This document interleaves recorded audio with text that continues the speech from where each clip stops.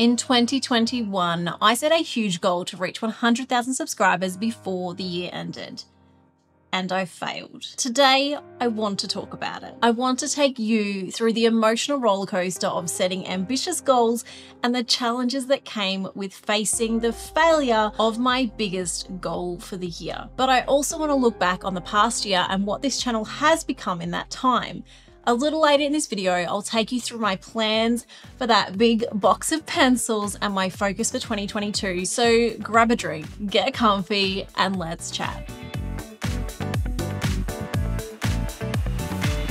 So I make a lot of mistakes on my channel. No! Oh, Shane, this was my soda water.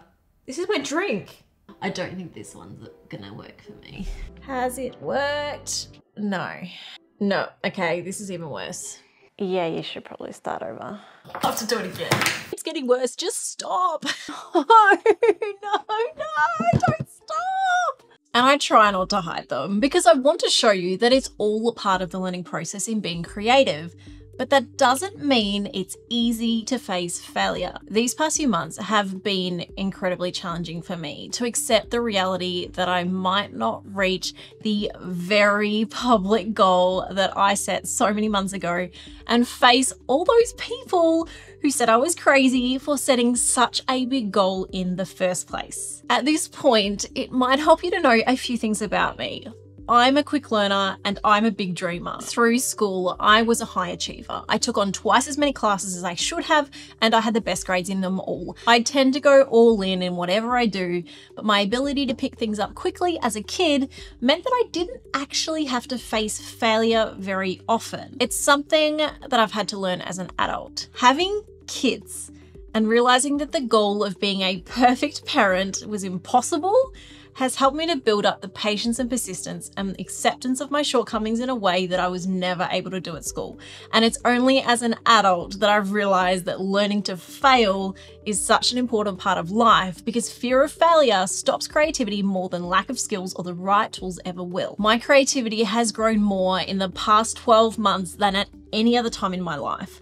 Partly because I'm doing something creative every week on this channel, but also because embracing failure has allowed me to take bigger risks than I previously would.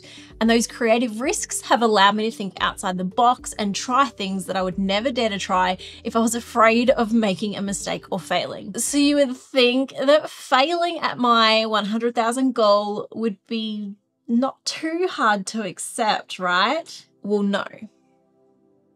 It hurts.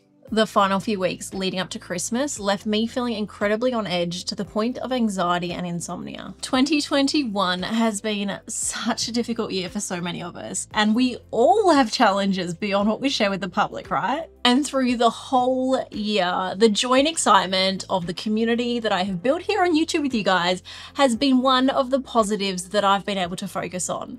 My goal to reach 100,000 subscribers by the end of the year has been the motivation that kept me creating content even when I wanted to give up. But unfortunately, it has also been a source of pressure. And while everyone, even YouTube, says, take a break, it won't affect your channel, we took a break and we lost momentum.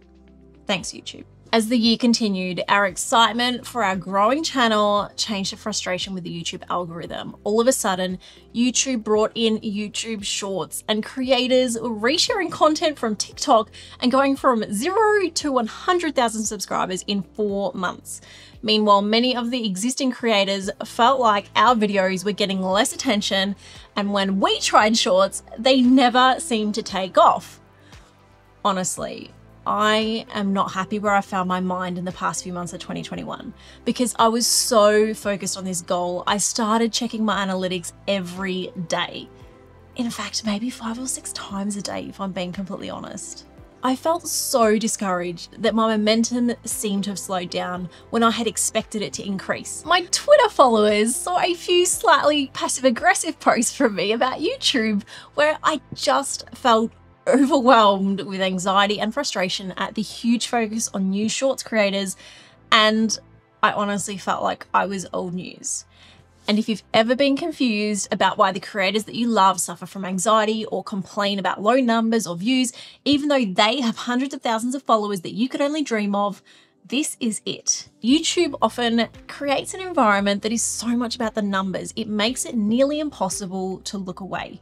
These analytics tools that are supposed to help you in creating better content can also serve as a black hole to depression and anxiety and distraction from what your channel was supposed to be about in the first place.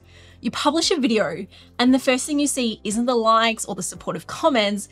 It's not the new subscribers or how long people watch your videos. In fact, some of those stats don't even show up for the first 2 days.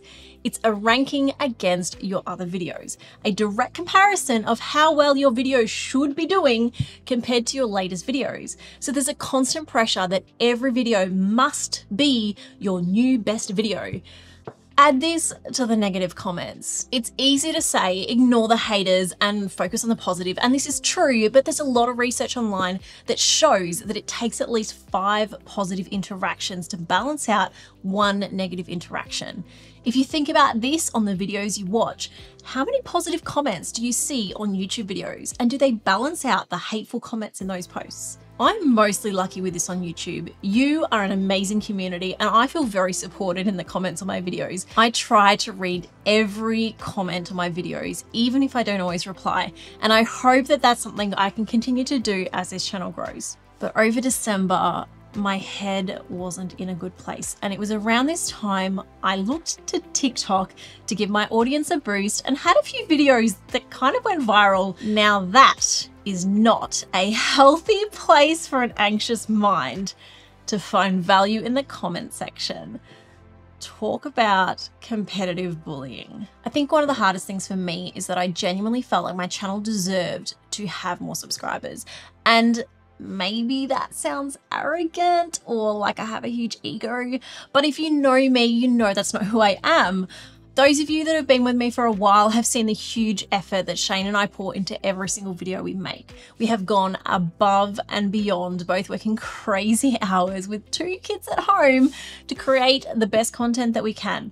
I've been told over and over that my content is underrated and that I should have way more followers, and other creators that I've met have been confident that surely I would reach the goal this year.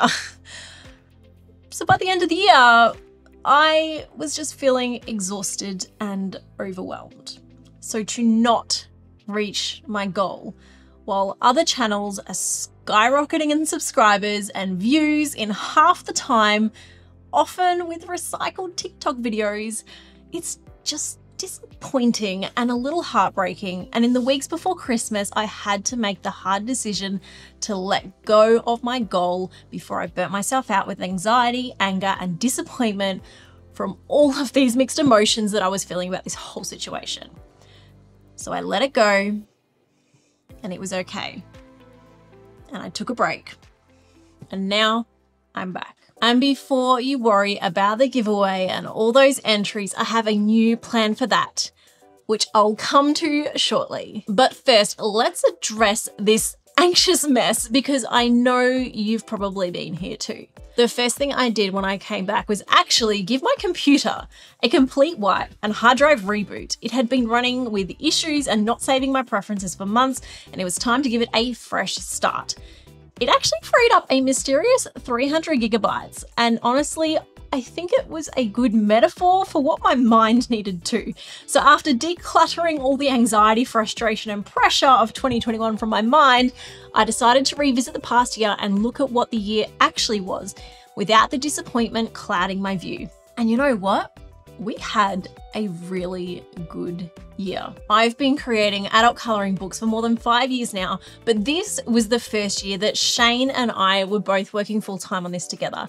And it was our first year to go all in on YouTube. We started out thinking that YouTube was just another social media platform as part of our business and never expected it to become our main focus, with our studio now taking over one of the biggest rooms in our house. We started 2021 with just over 7,000 subscribers and ended with over 90,000 subscribers and 5.5 million views.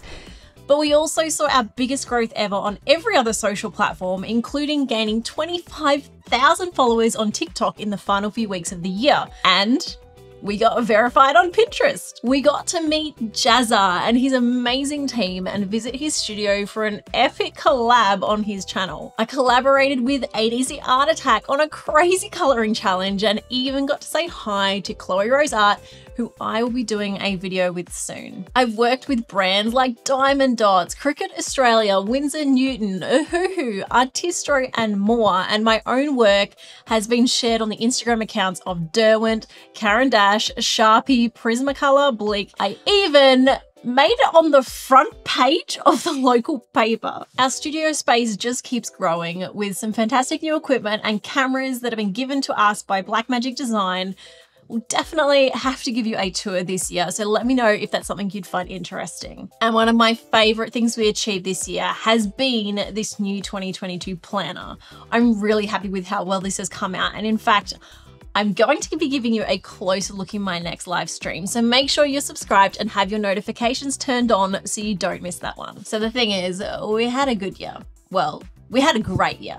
And from an outside perspective, it's probably very easy to see that. But we all go through seasons where the challenges can create so much pressure that we fail to see the positives. And if that's you right now, maybe it's time for a reset. I'm going to do everything I can to shift my focus back to what my channel and business was supposed to be about: the people and the art. I don't want this year to be driven by the numbers or the algorithm, and while those things are important, they should be a tool and a resource, not the end goal. So stay tuned and please subscribe to join me on what I think is going to be an even better year than the one just gone. But there's one final question that remains. What do we do with this giant box of pencils?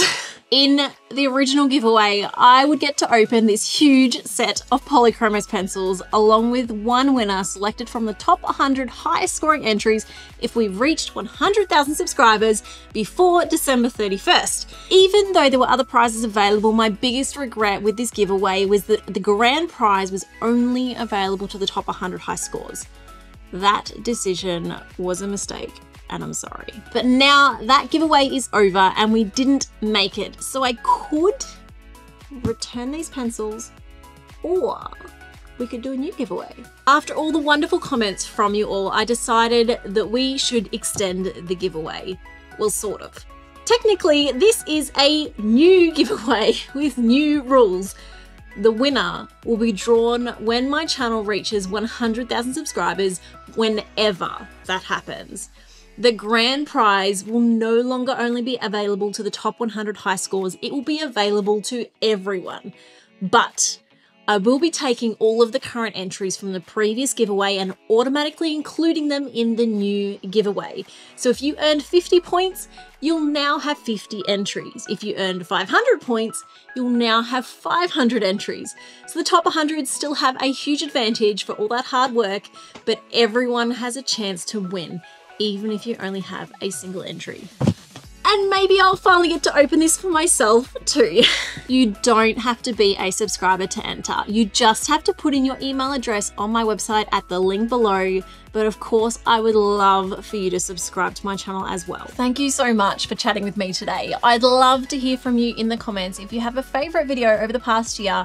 And please check out my other videos while you're here and maybe even share some of your own creative wins from the past year.